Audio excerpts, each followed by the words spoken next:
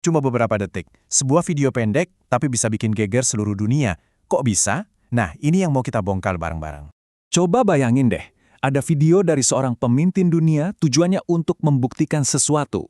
Tapi videonya itu sendiri malah jadi sumber keraguan paling besar. Aneh kan? Yuk kita lihat apa yang sebenarnya terjadi di sini. Jadi, semuanya itu dimulai dari mana? Ya, dari bisikan-bisikan di internet. Tapi tahu-tahu bisikan ini jadi badai, meledak jadi berita utama di mana-mana. Benar-benar jadi insiden internasional.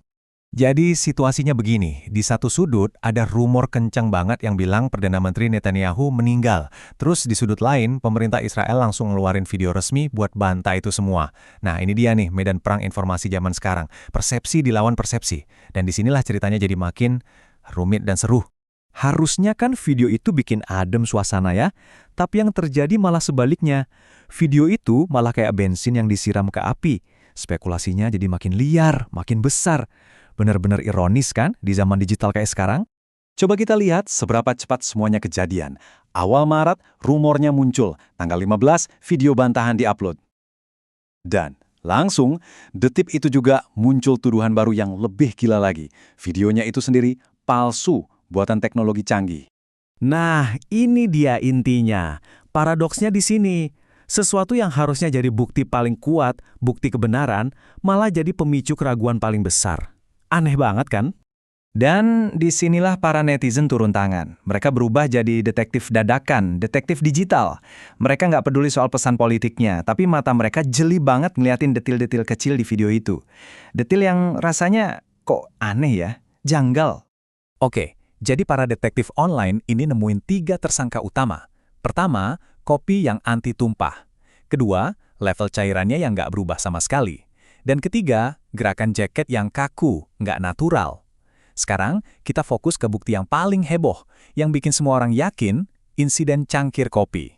Perhatiin baik-baik ya, momen krusialnya ada di sini. Waktu diangkat cangkir yang kelihatannya penuh itu air kopinya, diem. Nggak gerak sama sekali. Itu kan aneh, kayak melawan hukum fisika. Terus setelah dia seolah-olah minum, coba tebak. Isi kopinya kelihatan sama persis, nggak berkurang. Nah, detail kecil inilah yang bikin jutaan orang di internet teriak, ini pasti palsu. Oke, setelah semua kehebohan visual ini, perdebatan nggak bisa lagi cuma ngandelin kata mata. Harus ada bukti yang lebih kuat. Nah, disinilah ceritanya masuk ke babak baru. Pengujian pakai teknologi. Masuklah seorang jurnalis, namanya Karisma Asis. Dia nggak mau cuma ikut-ikutan berspekulasi, dia mau bukti. Jadi, dia melakukan sesuatu yang cerdas. Dia pakai teknologi buat ngelawan teknologi.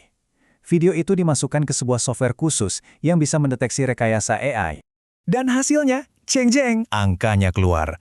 Alat itu bilang, ada kemungkinan 78% video itu buatan AI. Wow! Angka ini bukan main-main, ini mengubah segalanya. Dari yang tadinya cuma teori konspirasi online, sekarang jadi tantangan serius buat pernyataan resmi sebuah negara. Ngomong-ngomong, apa sih sebenarnya video buatan AI atau deepfake itu?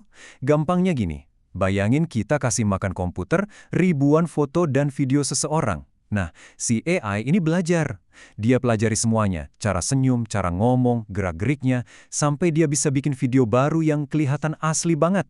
Video di mana orang itu bisa ngomong atau ngelakuin apa aja yang kita mau. Nah, alat deteksi tadi tugasnya kebalikannya. Dia nyari bekas jahitan digital yang nggak kelihatan sama mata kita.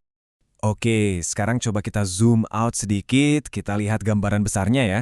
Kejadian ini tuh bukan cuma soal satu video atau satu pemimpin aja loh. Ini tentang betapa rapuhnya kenyataan di zaman sekarang. Ini contoh nyata banget gimana disinformasi bisa memicu krisis tingkat internasional.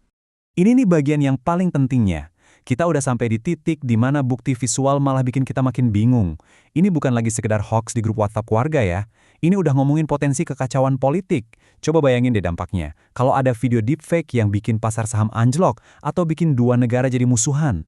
Jadi, pertanyaan besarnya sekarang, di dunia yang makin canggih ini, gimana caranya kita tahu mana yang beneran nyata?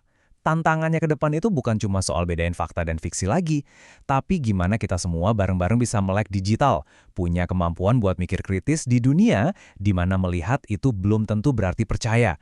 Karena kayaknya di masa depan realitas itu bukan sesuatu yang kita lihat, tapi sesuatu yang harus kita pastikan kebenarannya bersama-sama.